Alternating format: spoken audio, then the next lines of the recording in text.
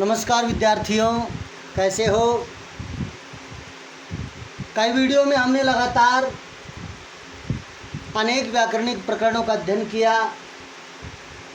साथ में आपको ये भी बताया कि जितने भी आपको प्रकरण पढ़ाए जाएंगे, आपकी प्रतियोगिता परीक्षाओं को, रीट, सीटेट आदि को ध्यान में रखते हुए आपके लिए प्रश्नावलियों का निर्माण किया जाएगा। देखो, सभी प्रकरणों में बहुत सारे प्रश्न आपकी प्रतियोगिता परीक्षाओं की दृष्टि से निकल कर के आते हैं। उन सब की एक प्रश्नावली बनाना कठिन है, इसलिए आपको प्रत्येक प्रकरण की अलग अलग प्रश्नावलियों का निर्माण किया जाएगा। प्रत्येक प्रकरण की अलग अलग प्रश्नावली आपको प्रदान की जाएगी। ये जो प्रश्न होंगे, चुनिंदा प्रश्न होंगे। प्रतियोगिता परीक्षाओं, विशेषकर इस समय जो चल रहे हैं आपके सीटेट और रीट, इनकी दृष्टि से बहुउपयोगी प्रश्न होंगे। ये आरपीएससी के, डीएसएसबी के, TGT, PGT, UP TET, MP TET इत्यादि एवं बीए स्तर के विद्यार्थियों के लिए, कक्षा 10 से 12 तक के विद्यार्थियों के लिए भी ये प्रश्न बहुत उपयोगी होंगे। ये प्रश्न आपका, इनका मूल रूप से माध्यम संस्कृत होगा, क्योंकि संस्कृत से संबंधित जो आपके प्रश्न आते हैं वो संस्कृत में ही आते हैं। सीटेट में 30 अंक के आपके प्रश्न आते हैं, रीट में भी आपके 30 अंक के प्रश्न आते हैं। इनमें लगभग 15 अंक के आपकी व्याकरण रहती है और लगभग 15 अंक की शिक्षण विधियाँ रहती हैं। ध्यान रहे, इन सभी प्रश्नों को बड़ी प्रामाणिकता से लिया गया है एवं ये सभी प्रश्न प्रामाणिक हैं। इनमें कहीं कोई भी आपको शंका करने की आवश्यकता नहीं है। अतः निसंकोच, निसंदेह आप इन प्रश्नों के उत्तर अपनी प्रतियोगिता परीक्षाओं में पूर्ण विश्वास के साथ इन उत्तरों को मान सकते हैं, या प्रामाणिक तौर पर ही आपको उनका उत्तर प्रदान किया जाएगा। प्रमाण सहित उनके उत्तर आपको मिलेंगे। ध्यान देंगे, ये आपकी जो प्रश्नावली है, ये माहेश्वर सूत्र की प्रश्नावली है। ये एकमात्र एक प्रकरण से ली गई है, मात्र माहेश्वर सूत्र से। अब प्रत्याहार प्रकरण से अलग से प्रश्नावली ली जाएगी आपको। त्रिमुनि व्याकरण से मुनित्रयम, इस प्रकरण से अलग से प्रश्नावली बनेगी। वर्णों के उच्चारण स्थान से आपको अलग से प्रश्नावली बनेगी। आगे जो प्रश्न आपको बनाएंगे, जैसे संज्ञा प्रकरण आपको करवाया जाएगा, उससे संबंधित अलग से आपको प्रश्नावली प्रदान की जाएगी। अतः पुनः मैं रतनलाल शास्त्री ज्योतिषाचार्य आप सभी का संस्कृत व्याकरण ज्ञान गंगा चैनल में स्वागत करता हूं एवं आपकी प्रतियोगिता परीक्षाओं की दृष्टि से हर संभव, हर समय मदद करने का मैं प्रयास करूंगा, ऐसा मैं विश्वास दिलाता हूं एवं सभी से विश्वास करता हूं कि आप सभी मेरे चैनल को सब्सक्राइब करें, लाइक करें एवं शेयर करें। आपका प्रथम प्रश्न है, वेदानाम मुखम कथ्यते। ध्यान देंगे इधर, वेदानाम मुखम कथ्यते। ये प्रश्न दिख रहा होगा आपको। प्रश्न संख्या 1 है, वेदानाम, वेदों का मुखम, मुख कथ्यते कहा जाता है। वेदानाम मुखम कथ्यते, वेदों का मुख कहा जाता है।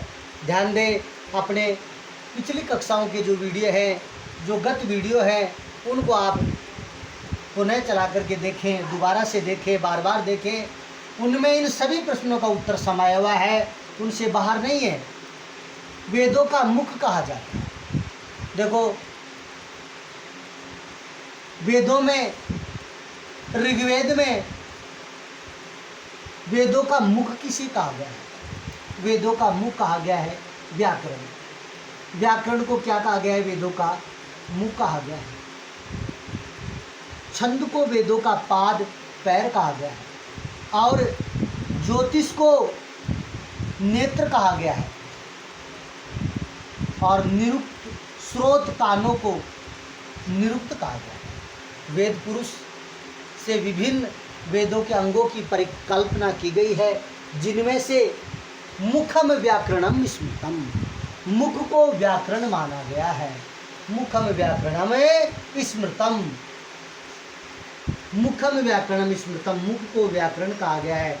वेद पुरुष का जो मुख है वो क्या कहा जाता है, आपका व्याकरण कहा जाता है। जैसे किसी व्यक्ति की सुंदरता उसके चेहरे को देख करके, किसी व्यक्ति में निहित गुण उस इत्यादि, उसके ज्ञान इत्यादि की पहचान उसके मुख से होती है। मूल रूप से उस व्यक्ति की पहचान कि ये कौन व्यक्ति है मुख से होती है, उसी प्रकार से शास्त्रों की पहचान भी व्याकरण से होती है। इसलिए वेद शास्त्रों में व्याकरण को वेदों का मुख माना गया है। तो इसका आपका उत्तर होगा व्याकरण। वेदानाम मुखम कथ्यते, वेदों का मुख कहा जाता है व्याकरणम व्याकरण। प्रश्न संख्या 2 है आपका, प्रथम व्याकरण को अस्ति। प्रथम व्याकरण, प्रथम पहला व्याकरण, प्रथम व्याकरण को अस्ति कौन है? प्रथम व्याकरण को अस्ति, प्रथम व्याकरण कौन है? देखो पिछले वीडियो में मैंने आपको मुनित्रयम ऐसा प्रकरण करके आपको बताया था। उसमें प्रथम व्याकरण के बारे में, या जब इसका परिचय मैंने दिया था, बताया था आपको कि देखो प्रथम व्याकरण कौन है। आपके व्याकरण शास्त्र की 2 परंपराएं हैं, बारस्पति परंपरा और माहेश्वरी परंपरा। तो देखो माहेश्वरी परंपरा में जो ब्रह्मा है वो आद्य आचार्य है।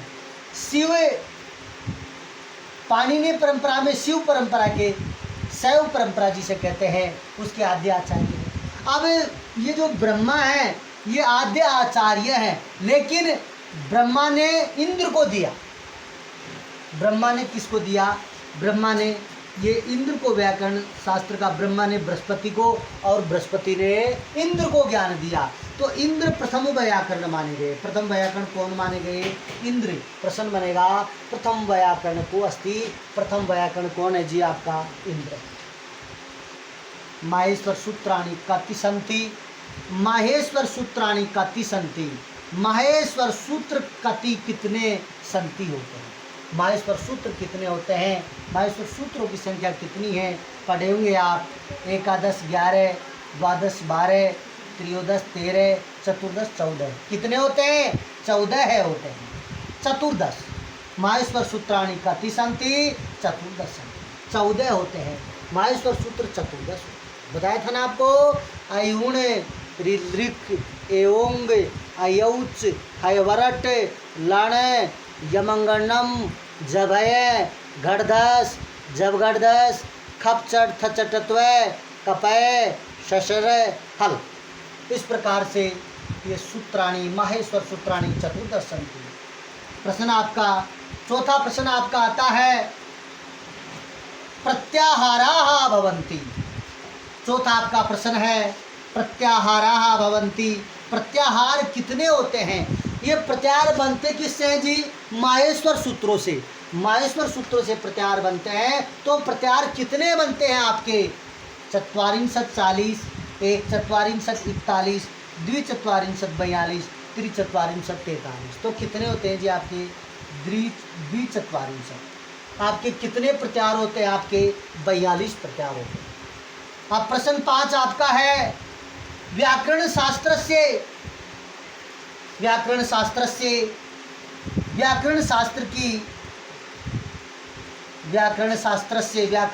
की काति परंपरा सन्ति। व्याकरण शास्त्र की काति कितनी परंपरा सन्ति? परंपराएं हैं। अभी बताया आपको थोड़ी देर पहले, व्याकरण शास्त्र की कितनी परंपराएं हैं? 1, 2, 3, 4। तो कितनी? 2 परंपराएं, 2 परंपराएं हैं। व्याकरण शास्त्र की 2 परंपराएं कौन कौन सी जी? बारस्पति परंपरा और शिव परंपरा, पाणिनीय परंपरा। बारस्पति परंपरा और पाणिनीय परंपरा, 2 परंपराएं हैं आपकी। आगे का प्रश्न आपका बनता है, प्रश्न संख्या 6, व्याकरण शास्त्र में कति संप्रदायाः वर्तन्ते। व्याकरण शास्त्र में कितने संप्रदाय हैं? ये आपको बताया था कि व्याकरण शास्त्र में संप्रदाय कितने हैं। कितने संप्रदाय आपको बताया था, 2 परंपराएं हैं, और उन 2 परंपराओं के आधार पर कितने संप्रदाय हुए जी, 9 संप्रदाय। आपके कितने संप्रदाय हैं, 9 संप्रदाय हैं। व्याकरण शास्त्रे कति संप्रदाया वर्तन्ते, 9 संप्रदायाः वर्तन्ते, 9 संप्रदाय हैं आपके व्याकरण शास्त्र में, 9 संप्रदाय हैं। प्रश्न संख्या 7 आपका है, व्याकरण से व्याकरण की माहेश्वरी परंपरायाम, व्याकरण की माहेश्वरी परंपरा में व्याकरण से जनक है, व्याकरण के जनक कौन है? ध्यान दें, व्याकरण से व्याकरण की माहेश्वरी परंपरायाम, व्याकरण की माहेश्वरी परंपरा में व्याकरण से जनक है, व्याकरण के जनक कौन है? तो कौन है जी? ब्रह्मा, विष्णु, शिव है, कृष्ण है। कौन है जी ब्रह्मा, विष्णु, शिव, कृष्ण में से? देखो, माहेश्वरी परंपरा के जनक, जो माहेश्वरी परंपरा के जनक हैं वो कौन है जी? शिव है। माहेश्वरी परंपरा के जनक कौन है? शिव है। और बारस्पति परंपरा के जनक कौन है? ब्रह्मा। प्रश्न दूसरा बन सकता है इसमें, व्याकरण शास्त्र से व्याकरण से बारस्पति परंपरायाम, व्याकरण से जनक है, व्याकरण शास्त्र की बारस्पति परंपरा में व्याकरण शास्त्र के जनक कौन है? तो फिर कौन हो जाएंगे जी? ब्रह्मा हो जाएंगे। लेकिन यहाँ इस प्रश्न में व्याकरण के माहेश्वरी परंपरा में व्याकरण के जनक कौन है जी? भगवान महेश अर्थात शिव। प्रश्न 8 आपका, माहेश्वर सूत्रेषु, माहेश्वर सूत्रों में कति स्वराः सन्ति, माहेश्वर सूत्रेषु कति स्वराः सन्ति, माहेश्वर सूत्रों में कति कितने स्वराः स्वरे सन्ति होते हैं, माहेश्वर सूत्रों में कितने स्वर होते हैं? ध्यान से देखेंगे कितने स्वर होते हैं जी, कितने होते हैं जी? 7, सप्त, अष्ट, नव, एकादश, 7, 8, 9 और 11 कितने स्वर होते हैं जी? आपको बताया था कितने स्वर होते हैं माहेश्वर सूत्रों में। देखो बताया था आपको, आई उण रीद्रिक, आई उण रीद्रिक, एओंग, आई उण रीद्रिक, आई उण रीद्रिक, एओंग, आई औ। 4 सूत्रों तक आपके स्वर थे। तो कितने स्वर हुए आपके? 1, 2, 3, 4, 5, 6, 7, 8 और 9, 9। कति स्वराः सन्ति? 9 स्वराः सन्ति। तो कितने स्वर हुए जी आपके? 9 स्वर हुए। देखो, माहेश्वर सूत्रेषु कति स्वराः सन्ति, माहेश्वर सूत्रों में कितने स्वर होते हैं जी? 9, 9 स्वराः सन्ति। कति स्वराः सन्ति? 9 स्वराः सन्ति, 9 स्वर। प्रश्न संख्या 9 आपका है, व्याकरण से व्याकरण के मुनि त्रयम नास्ति, मुनि त्रय नहीं है। व्याकरण के मैंने आपको 3 मुनि बताए थे, व्याकरण के 3 मुनि बताए थे आपको। ध्यान दो, आप उस वीडियो को देखें, पुनः पढ़ा होगा तो आपको याद होगा तुरंत। व्याकरण के प्रथम मुनि पाणिनि थे। प्रथम मुनि कौन? पाणिनि। द्वितीय मुनि कौन थे? कात्यायन, जिसका कि दूसरा नाम क्या है? वररुचि, जिसका दूसरा नाम क्या है? वररुचि। और तीसरे आचार्य कौन है जी? पतंजलि। तीसरे आचार्य कौन है? पतंजलि। इन तीनों को मुनित्रयम कहा जाता है और इन तीनों की रचना को तदुक्ति कहा जाता है। इन तीनों की मुनित्रयम की जो रचना है ना, मुनित्रयम की रचना, उस रचना को क्या कहा जाता है? तदुक्ति। प्रश्न बन सकता है, तदुक्ति क्या है? तीनों मुनियों की रचना, मुनित्रयम रचना, रचनायाः नाम तदुक्ति अस्ति। 3 मुनियों की रचना को या पाणिनि, कात्यायन, पतंजलि इति व्याकरणाचार्याणाम रचनाया तदुक्ति अस्ति। इन तीनों व्याकरणाचार्यों की रचना ही क्या है? तदुक्ति है। तो व्याकरण शास्त्र के 3 मुनि कौन हो गए? मुनित्रयम, पाणिनि, कात्यायन, पतंजलि। तो कौन से नहीं है जी? वरदराज। कौन से नहीं है जी? वरदराज। हालांकि लघु सिद्धांत कौमुदी की रचना की है वरदराज ने, लेकिन त्रिमुनियों में इनकी गिनती नहीं है। महाभाष्य आहनिका सन्ति, महाभाष्य में आहनिक होते हैं। महाभाष्य में आहनिक, आहन मैंने बताया था आपको पिछले वीडियो में, अहन का अर्थ होता है दिन, अहन का अर्थ होता है दिन। अहन का अर्थ क्या होता है जी? दिन होता है। अहन का अर्थ क्या होता है? दिन होता है। और जो महाभाष्य है वो 85 दिन में रचित ग्रंथ माना। कितने दिन में जी? 85 दिन में रचित ग्रंथ माना जाता है। तो एक दिन, एक अहन का मतलब होता है एक दिन। एक अहन का अर्थ होता है एक अहन बराबर एक दिन। तो ये 85 अहन, कितने अहन हुए इसमें? 85 अहन है। और 85 दिन में रची जाने के कारण इसमें 85 आहानिका सन्ति। महाभाष्ये कति आहानिका सन्ति? 85 आहानिका सन्ति। 85 आहानिक है, इसलिए महाभाष्य को 85 दिन में 85 दिना रचिता ग्रंथम मन्यते। 85 दिन में रचा हुआ ग्रंथ मानते हैं। तो महाभाष्य में कितने आहानिक है जी? 85 है। और इसको 85 दिन में रचा हुआ ग्रंथ मानते हैं। प्रश्न 11 से आपका व्याकरण से व्याकरण की वारस्पति परंपरा का अपरम नाम दूसरा नाम किम अस्ति? व्याकरण से व्याकरण की वारस्पति परंपरा का अपरम दूसरा नाम किम अस्ति? क्या है? व्याकरण की वारस्पति परंपरा का दूसरा नाम क्या है? अपरम माने दूसरा। व्याकरण से व्याकरण की वारस्पति परंपरा का अपरम नाम किम अस्ति? दूसरा नाम क्या है? क्या है जी? पहला नाम पाणिनीय परंपरा, ये तो हो ही नहीं सकता, क्योंकि वारस्पति परंपरा के आद्य आचार्य ब्रह्मा है और उस ब्रह्मा से रचित ही वारस्पति परंपरा है। तो पाणिनीय परंपरा तो शैव परंपरा है, शिव की परंपरा है। सिद्धांत परंपरा का तंत्र प्रक्रिया परंपरा। बताया था मैंने आपको कि दो परंपराएं हैं, वारस्पति परंपरा और शिव परंपरा। वारस्पति परंपरा में कातंत्र था। कातंत्र का मतलब कठिनाई। कातंत्र का नाम क्या बताया था मैंने? कठिनाई। कातंत्र का नाम क्या बताया था आपको? कठिनाई। इसमें कठिनाई थी। क्या थी इसमें? कठिनाई। तो इस परंपरा का दूसरा नाम क्या हो गया? कातंत्र परंपरा। कौन सी परंपरा हो गई जी? कातंत्र परंपरा। ध्यान देंगे, व्याकरण की बृहस्पति परंपरा का दूसरा नाम कातंत्र परंपरा है। ध्यान दे, बहुत महत्वपूर्ण प्रश्न है ये। व्याकरण की वारस्पति परंपरा का दूसरा नाम क्या है? कातंत्र परंपरा। वार्तिका कति सन्ति? वार्तिक कितने होते हैं? वार्तिक कितने हैं जी? देखो, आपको बताया था मैंने, कात्यायन वररुचि का, जो वररुचि की पुस्तक का नाम क्या है? वार्तिक है। इसे वार्तिककार भी कहते हैं। पाणिनि को सूत्रकार कहते हैं। पाणिनि को क्या कहते हैं? सूत्रकार। सूत्रकार अस्ति, सूत्रकार है अस्ति। सूत्रकार कौन है? प्रश्न और बन सकते इसमें। सूत्रकार अस्ति, कौन है सूत्रकार? पाणिनि। वार्तिककार अस्ति, वार्तिककार कौन है? कात्यायन। और भाष्यकार अस्ति, भाष्यकार कौन है? पतंजलि है। ये तो कौन है जी? सूत्रकार है। ये कौन है जी? वार्तिककार है। और ये कौन है जी? महाभाष्यकार। तो क्या बताया? वार्तिका कति सन्ति? वार्तिक कितने होते हैं? वार्तिक कितने होते हैं? वार्तिक कितने होते हैं जी? वार्तिक कितने हैं? कति सन्ति कितने हैं? वार्तिक कितने हैं जी? 836 वार्तिक। 63 अष्टशतम वार्तिका भवन्ति, वार्तिका सन्ति। 63